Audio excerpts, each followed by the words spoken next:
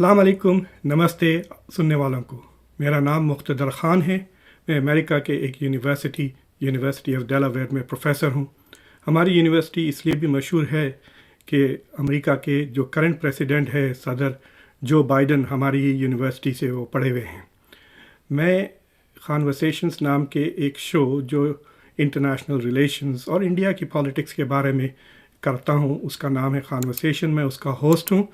आज मैं ये कोशिश करूँगा कि आपको ये बताऊँ, चंद सवालात के जवाब बताऊँ, यानी क्या हिंदुस्तान, क्या भारत के पास एक महान रणनीति है इंटरनेशनल सिस्टम, अंतर्राष्ट्रीय पॉलिटिक्स से डील करने के लिए।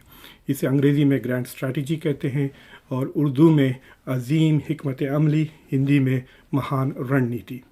लेकिन इस सवाल का जवाब मैं एक श्रृंखला के थ्रू करने वाला हूँ जिसमें 4 कड़ियाँ होंगी। पहली कड़ी में तो मैं इंडिया के जो विदेश मंत्री है, फॉरेन मिनिस्टर, वज़ीर ख़ारिजा जयशंकर, उनकी किताब द इंडिया वे का तबसरा करूँगा। मैं आपको बताऊँगा कि उनके क्या ख़यालात हैं और उनकी क्या राय है और वो इंटरनेशनल सिस्टम को कैसा समझते हैं। तो ये मेरा पहला कड़ी है इस सिलसिले में। इसे समझिए कि दृष्टिकोण एक प्रैक्टिशनर की तरफ से है, यानी मैं एक प्रैक्टिशनर का नज़रिया आपको बताऊंगा। इसके बाद मैं हिस्टोरिक दृष्टिकोण से आपको बताऊंगा, यानी हिस्टोरिकल पर्सपेक्टिव। उसमें मैं आपके सामने अर्थशास्त्र को लेकर पेश आऊँगा और उसके जो सबक हैं, उसकी में जो ज्ञान है, उसमें जो विजडम है, उसका इस्तेमाल इंडिया, भारत कैसा इस्तेमाल कर सकता है इंटरनेशनल रिलेशंस में अपना मकाम बनाने के लिए।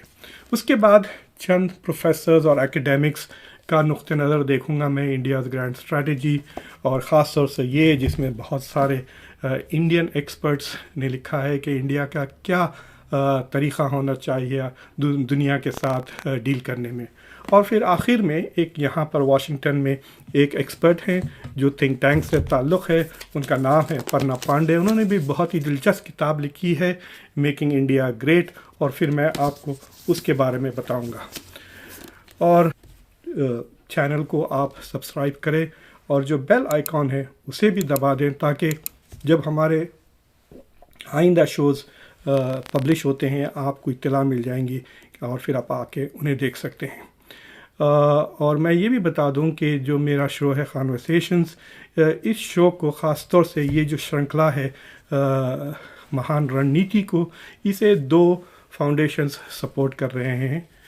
एक का नाम है यूएस इंडिया पॉलिसी इंस्टीट्यूट जो वाशिंगटन में बेस्ड एक थिंक टैंक है जो इंडिया की पॉलिसी पे नज़र रखती है, और एक डॉक्टर सैयद अब्दुल क़ादिर फाउंडेशन है जो तालीम इल्म, जो स्टूडेंट्स हैं उनकी मदद करती हैं, और वो लोग जो डिज़ास्टर से जिन पर डिज़ास्टर्स असर करते हैं उनकी वो मदद करती हैं। तो उनका बहुत बहुत शुक्रिया मेरी मदद करने का। तो पहला सवाल ये है कि क्या हम जयशंकर की किताब को सीरियसली क्यों लें। जयशंकर एक बहुत ही काबिल आदमी है। इंडिया के वो फिल वक्त विदेश मंत्री हैं, लेकिन वो बहुत ही कॉम्पिटेंट आदमी है। उन्होंने तकरीबन 38 साल इंडिया के फॉरेन मिनिस्ट्री में काम किया है और कई अहम ओहदे उन्होंने संभाले हैं। कई इम्पोर्टेंट रिस्पॉन्सिबिलिटीज़ को उन्होंने फुलफ़िल किया है। यानी इंडिया के जो न्यूक्लियर नेगोशिएशंस थे अमेरिका के साथ, उसमें जयशंकर का बहुत बड़ा हाथ था। एस जयशंकर इंडिया के एम्बेसडर थे चाइना के लिए, अमेरिका के लिए, और जो फॉरेन सर्विस में जो ब्यूरोक्रेटिक सबसे ऊंचा ओहदा है फॉरेन सेक्रेटरी का, वो भी उन्होंने 3 साल तक संभाला था और अब वो विदेश मंत्री है। इसके अलावा जयशंकर इंटरनेशनल रिलेशंस में उनके पास एक पीएचडी है जो जवाहरलाल नेहरू यूनिवर्सिटी से उन्होंने हासिल की है। इस वजह से उनका जो नज़रिया है वो बहुत महत्वपूर्ण है, बहुत इम्पोर्टेंट है।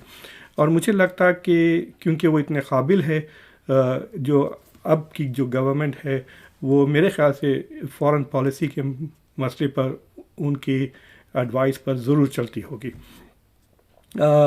लेकिन मैं ये भी बताना चाहता हूँ कि यूजुअली जो सिटिंग फॉरेन मिनिस्टर्स हैं वो किताबें नहीं छापते हैं क्योंकि उन्हें उतनी आज़ादी नहीं होती है अपने ख़्यालों का इजहार करने का। लेकिन क्योंकि ये किताब उन्होंने लिखना अपने ओहदे को संभालने से पहले शुरू की थी, इसलिए भी ये किताब दिलचस्प है। जयशंकर का जो नुक्ते नज़र है, जो दृष्टिकोण है, वो बहुत सिंपल है, लेकिन जो मसाइल और मुद्दे वो डील कर रहे हैं वो बड़े पेचीदा हैं, यानी simplistic view of complex reality. इनका कहना ये है कि दुनिया बहुत बदल गई है और इस वक्त हम ऐसे मोड़ पे हैं जहाँ पे जो दुनिया के जो नियम हैं, जो दुनिया का जो स्ट्रक्चर है, जो दुनिया का ग्लोबल गवर्नेंस का स्ट्रक्चर है, वो बदलता जा रहा है। अमेरिका की ताकत कम होती जा रही है, चाइना की ताकत बढ़ती जा रही है। जो करंट सिस्टम है वो अमेरिका ने बनाया था, लेकिन क्योंकि अब अमेरिका कमज़ोर हो गया है, वो नियम, वो इदारे, वो इंस्टीट्यूशंस जो ग्लोबल गवर्नेंस करते हैं वो कमज़ोर पड़ गए हैं। उनका कहना है कि जो पुरानी दुनिया थी वो तो धीरे धीरे पीछे जा रही है, लेकिन जो आगे की दुनिया है वो हमें पूरी तरह से नज़र नहीं आ रही। यानी जो प्रेजेंट है वो तो फेड हो रहा है और जो फ्यूचर है उसका हमको क्लियर विजन नहीं मिला है अभी तक। इसलिए हम एक ऐसी दुनिया में रह रहे हैं जहां अनसर्टेनिटी है, और इस अनसर्टन दुनिया में इस अनसर्टन दुनिया में इंडिया को किस किस्म की फॉरेन पॉलिसी अपनाना चाहिए ताकि वो जो अपॉर्चुनिटीज़ है इस सिस्टम में उसका फ़ायदा उठाएं और जो ख़तरात है, जो डेंजर्स है, उससे बच जाएं। तो बेसिकली इंडिया की क्या स्ट्रैटेजी होना चाहिए इन दिस अनसर्टन वर्ल्ड, ये है किताब। किताब का नाम है the India way, strategies for an uncertain world. मैं उन सब से ये कहूँगा जो इंडिया की फॉरेन पॉलिसी और इंडिया की सियासत में दिलचस्पी रखते हैं कि ये पढ़ें ज़रूर। ये किताब में बहुत इंटरेस्टिंग बातें भी हैं जो इन्होंने लिखी हैं, और कई ऐसी चीज़ें हैं जो इन्होंने बिल्कुल जिक्र ही नहीं किया, वो भी बहुत इंटरेस्टिंग है कि किन चीज़ों पे इन्होंने जिक्र नहीं किया। लेकिन मैं पहले बताना चाहता हूँ आपको कि दुनिया कैसे बदल रही है जयशंकर की नज़र में। उनका सबसे बड़ा ये एनालिसिस है कि अमेरिका कमज़ोर हो गया है, चाइना मजबूत हो गया है, इसलिए फ्यूचर में जो चाइना और अमेरिका के ताल्लुकात होंगे उसका सबसे बड़ा असर ना सिर्फ दुनिया के सिस्टम पे होगा, दुनिया के रूल्स, नियम, इंस्टीट्यूशंस, हो सकता है कि यूनाइटेड नेशंस ही ना रहे, यूनाइटेड नेशंस बदल जाए, ग्लोबल नॉर्म्स और वैल्यूज़ में तब्दीली आ जाए, और जो मुल्कों की कैपेसिटीज़ है, जो मुल्कों का स्टेटस है, उस पर भी चाइना और अमेरिका के ताल्लुकात का असर पड़ेगा। तो ये सबसे बड़ा एक नया डेवलपमेंट है। तो इंडिया को चाहिए कि वो इस चैलेंज को अपनाए, डील करें, समझे। दूसरी चीज़ वो कह रहे हैं कि पिछले 30-40 साल से जो दुनिया में ग्लोबलाइजेशन का जोश चढ़ा हुआ था, यानी जो लोगों में कनेक्टिविटी आ गई थी, ट्रेड करना आसान हो गया था, कम्युनिकेशंस करना आसान हो गया था, ट्रैवल करना आसान हो गया था, फॉरेन कंट्रीज़ में बिज़नेस करना आसान हो गया था। ये जो ग्लोबलाइजेशन था इसका फ़ायदा चाइना ने ज़रूर उठाया, तेज़ी से डेवलप हो गया, बहुत तेज़ी से पिछले 30-35 साल में। लेकिन अब क्योंकि अमेरिका कमज़ोर हो रहा है और वेस्टर्न ममालिक ख़ास तौर से यूरोप और अमेरिका पर ग्लोबलाइजेशन का अब जो असर हो रहा है वो नेगेटिव है। तो इससे जो झिझक हो गई है ग्लोबलाइजेशन की तरफ से और ग्लोबलाइजेशन से दूर हटते जा रही है दुनिया, इससे इंडिया की ग्रोथ पे ज़रूर असर पड़ेगा। इंडिया के लिए डेवलपमेंट चाइना से ज़रा ज़्यादा मुश्किल होगा क्योंकि अब इंडिया तरक्की एक अनसर्टन दुनिया में कर रहा है। लेकिन ग्लोबलाइजेशन का जो डिक्लाइन हो रहा है उसका असर ये होगा कि नेशनलिज्म बढ़ जाएगा, यानी मुल्क फिर अपनी ही सोचने लगेंगे, और इस वजह से दूसरे मुल्कों के साथ ताल्लुक़ात रखना और उनके साथ डील करना मज़ीद मुश्किल हो जाएगा। Globalisation is going down, nationalism is going up. और वो तीसरी चीज़ ये कह रहे हैं कि जो इख्तिलाफ़ात है मुल्कों के अंदर और मुल्कों के बीच, वो बहुत शदीद होते जा रहे हैं। यानी जो पोलराइजेशन है इंटरस्टेट और इंट्रास्टेट, वो बहुत शदीद होते जा रहा है। इसलिए फॉरेन पॉलिसी और डोमेस्टिक पॉलिटिक्स में जो टेंशन है वो पहले से मज़ीद ज़्यादा है और उसके साथ डील करना बहुत अहम है। तो ये एक ही नुक्ता है जहाँ पर जयशंकर ने इंडिया की डोमेस्टिक पॉलिटिक्स की तरफ इशारा किया है, ये कहकर कि मुल्क में इंटेंसिटी ऑफ डोमेस्टिक पॉलिटिक्स बढ़ गई है और पोलराइजेशन भी बढ़ गया है। लेकिन मिसाल वो अमेरिका की देते हैं जहाँ पे रिपब्लिकन्स और डेमोक्रेट्स के बीच में बहुत ज़्यादा टेंशन हो गया है और हर इलेक्शन पे बहुत ही ज़्यादा टेंशन होता है और सिस्टम के ख़िलाफ़ बातें की जाती हैं। फिर एक बात इन्होंने कहा दुनिया के बारे में कि जो सिस्टम है वो एक मल्टीपोलर सिस्टम बन जा रहा है। यानी कि अभी तक तो लोग कहते हैं कि जब से कोल्ड वॉर ख़त्म हुई और सोवियत यूनियन ख़त्म हो गया तो अमेरिका का डोमिनेशन था सिस्टम पर, लेकिन अब चाइना के बढ़ने से, अमेरिका के कमज़ोर होने से सिस्टम एक किस्म से मल्टीपोलर हो गया। यानी दूसरे जो पावर्स हैं, मिडिल लेवल के पावर्स, जिस तरह के ऑस्ट्रेलिया को ले लें, जर्मनी को ले लें या जापान को ले लें और इंडिया को ले लें, ये मिडिल रेंज पावर्स हैं, इनकी अहमियत और बढ़ गई है। इसलिए जो नया सिस्टम शायद पैदा होगा उसमें इंडिया को चाहिए कि इन मिडिल पावर्स के साथ भी ताल्लुकात मजबूत करे, और वैसे भी इंडिया के रशिया और चाइना के साथ ताल्लुकात अच्छे हैं, उसे वैसे ही बरकरार करना चाहिए। तो ये उनकी अंडरस्टैंडिंग है कि सिस्टम कैसा बदल रहा है और उसमें कैसी अनसर्टेनिटीज़ आ गई हैं। और जहाँ तक कि फॉरेन पॉलिसी का रिकमेंडेशन है, यहाँ पर बड़ी दिलचस्पी की बात है। वो कह रहे हैं कि इंडिया भी बहुत बदल गया है। इंडिया अब तकरीबन एक बहुत ही मजबूत इकानमी बन गई है। चंद सालों में वो दुनिया की तीसरी सबसे बड़ी इकानमी बन जाएगी। इंडिया का ह्यूमन रिसोर्सेस माशाल्लाह बहुत स्ट्रॉन्ग है। इंडिया की आबादी भी सबसे ज़्यादा हो जाएगी दुनिया में। तो इंडिया में जो कैपेसिटीज़ है वो बढ़ गई हैं। और उनका कहना है कि जो इंडिया जो तरक्की कर रहा है, 1991 के लिबरलाइजेशन, यानी प्राइम मिनिस्टर मनमोहन सिंह की जो पॉलिसीज़ आई थी इंडिया को लिबरलाइज करने से, उससे जो इंडिया की जो इकोनॉमिक डेवलपमेंट हुई है और ग्रोथ हुई है, वो सिलसिला ख़त्म नहीं होगा। यानी ये बड़ी दिलचस्प बात है। वो पूरी तरह से कॉन्फिडेंट है कि इंडिया का ग्रोथ वेक्टर इज़ अश्योर्ड, यानी इसकी जो तरक्की है वो गारंटीड है, इंडिया पीछे की तरफ नहीं जाएगा। ये जयशंकर का ख्याल है और इसके बेसिस पे वो फॉरेन पॉलिसी बना रहे हैं। तो उनका कहना है कि जैसे जैसे इंडिया मजबूत होते जा रहा है, इंडिया को चाहिए कि किसी के साथ वो अलाइन ना हो। यानी जो अमेरिका और चाइना के बीच में जो टेंशन्स बढ़ रहे हैं वो किसी के खेमे में ना हो, ना तो अमेरिका के कैंप में हो ना तो चाइना के कैंप में हो। वो चाहते हैं कि वो स्ट्रेटिजिकली दीवार पे बैठे रहें, ना इधर के हो ना उधर के हो। हैदराबाद में एक कहावत है, थाली का बैगन कहते हैं इस तरह की पॉलिसीज़ को, लेकिन that is what he wants to be. वो कह रहे हैं कि इंडिया क्योंकि अब ज़्यादा कैपेबल है, वो इस मौके का फ़ायदा उठाकर दोनों इंडिया और चाइना से बेनिफिट कर सकता है। इसलिए इंडिया अब क्वाड के हिस्से में भी है, इंडो पैसिफिक स्ट्रैटेजी जो अमेरिका की है, और शंघाई कोऑपरेशन ऑर्गेनाइजेशन में भी इंडिया है जहाँ पे चाइना की लीडरशिप है। तो ये उनकी ग्रैंड स्ट्रैटेजी है, ये इनकी महान रणनीति है कि इंडिया बेसिकली पहले की तरह नॉन अलाइंड रहे। तो मुझे ये समझ में नहीं आता कि नई फॉरेन पॉलिसी क्या है। इंडिया शुरू से नॉन अलाइंड था, इंडिया ने नॉन अलाइंड मूवमेंट में काफ़ी बड़ा हिस्सा लिया, उसको बनाने में भी, और अब भी जयशंकर का कहना है कि India should remain non aligned. दूसरी चीज़ ये है कि वो कह रहे हैं कि इंडिया को चाहिए कि अपने ही इलाके में, यानी अपने ही रीजन में ताल्लुकात मुल्कों से बेहतर करे। उनका कहना है कि क्योंकि दुनिया मल्टीपोलर होते जा रही है, रीजन्स में डोमिनेशन के लिए कॉन्टेस्ट बढ़ जाएगा। यानी जो रीजनल पावर्स है, यानी मिडल ईस्ट में सऊदी अरब और ईरान के बीच में टेंशन बढ़ रहे हैं, ईस्ट एशिया में चाइना और जापान, चाइना और ताइवान के बीच में टेंशन बढ़ रहे हैं। तो इस तरह का जो रीजनल डोमिनेशन के लिए कॉन्टेस्टेशन है, टेंशन है, वो बढ़ जाएंगे।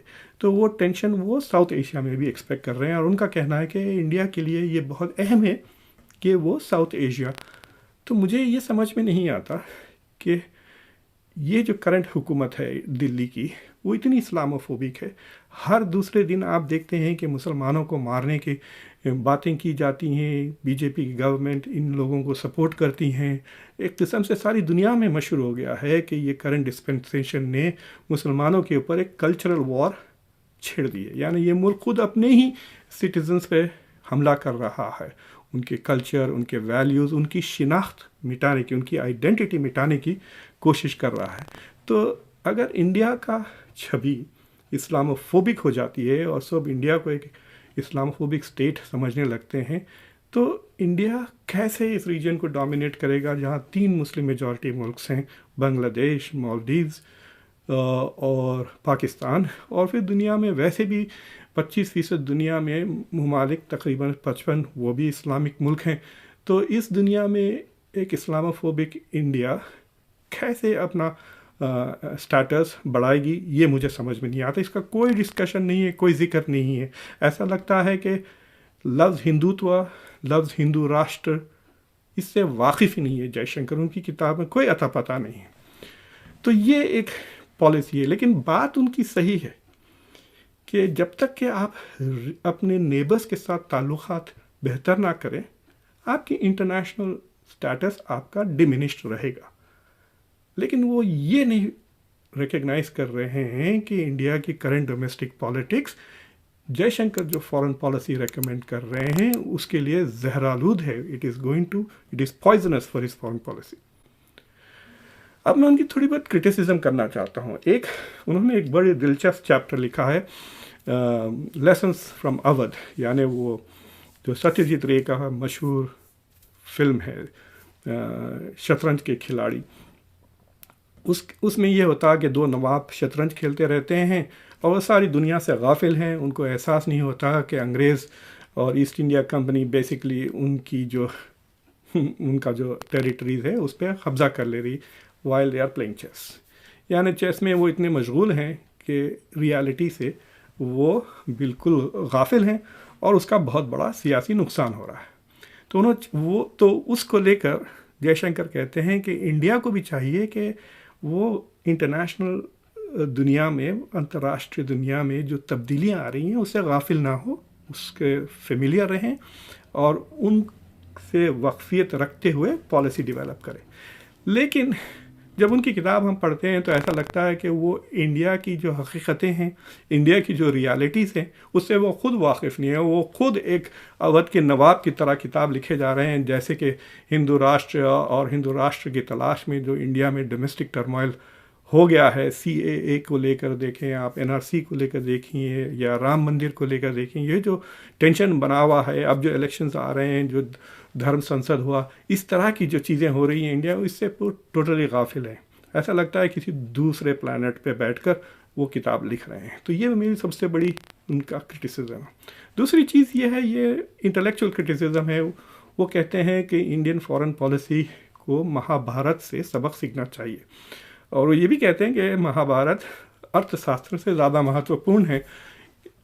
उसकी बहस हम अगले एपिसोड में करेंगे कि क्या ये बात सही है। लेकिन उनकी एक बात सही है, वो कहते हैं कि हर फॉरेन पॉलिसी में एथिक्स और हकीकत, रियलिटी के बीच में जो टेंशन है उसे डील करना ज़रूरी होता है। और महाभारत में जिस तरह से कृष्णा ने डिसीशंस लिए थे, जिसमें छल कपट का भी इस्तेमाल किया गया, महाभारत में डिसेप्शन का इस्तेमाल किया, जिस तरह से कर्ण को मारा गया, जिस तरह से द्रोणाचार्य को मारा गया, जिस तरह से एकलव्य की कैपेसिटी को छीन लिया गया एक किस्म से।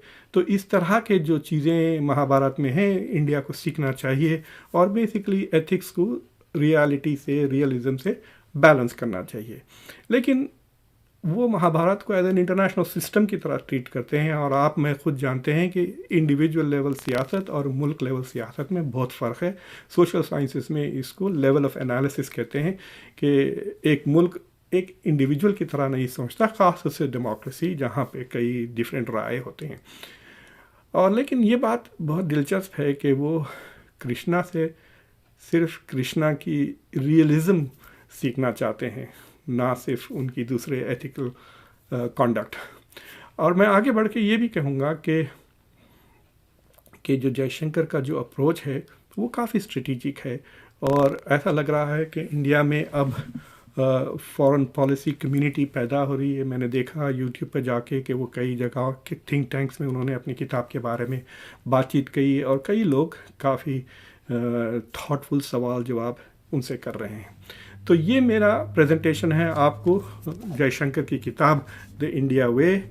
आप इसे ज़रूर पढ़ें, मतलब सिर्फ मेरी बातों पे ना जाएं। बहुत ही इम्पॉर्टेंट किताब है। इसकी कमज़ोरियाँ ज़रूर हैं लेकिन इसकी स्ट्रेंथ्स भी हैं। इससे साफ जाहिर होता है कि इंडिया इज़ अवेयर कि उसकी पोटेंशियल क्या है फॉरेन पॉलिसी में। ये बात से तो मैं इख्तलाफ करता हूँ कि इंडिया हमेशा तक नॉन अलाइन रहे। अगर दुनिया में ऑटोक्रेसी और डेमोक्रेसी के बीच में कॉन्टेस्ट होता है तो India should not remain neutral. India को चाहिए कि वो डेमोक्रेसी का साथ दे। जयशंकर खुद लिखते हैं कि इंडिया की सबसे बड़ी अहमियत और क्वालिटी डेमोक्रेसी है, लेकिन जो उन्हीं की पार्टी जो डेमोक्रेसी को कुचल रही है इंडिया पे, उसके बारे में वो कुछ नहीं करते। लेकिन उन्हें इस बात का एहसास ज़रूर है कि अगर इंडिया अपनी डेमोक्रेसी को मजबूत करती है तो इंडिया का इंटरनेशनल दर्जा स्टेटस और बुलंद हो जाएगा। तो इससे मैं आप सबसे गुजारिश करता हूँ कि आप इस चैनल को सत्य हिंदी पे अगर आप देख रहे हैं या कॉन्वर्सेशंस पे देख रहे हैं तो इसे सब्सक्राइब करें, बेल आइकॉन को ज़रूर दबाएं। आपके अगर कोई इख्तलाफात हैं, आपको कोई इंटरेस्टिंग थॉट्स आते हैं तो आप नीचे कमेंट्स सेक्शन में ज़रूर लिखें।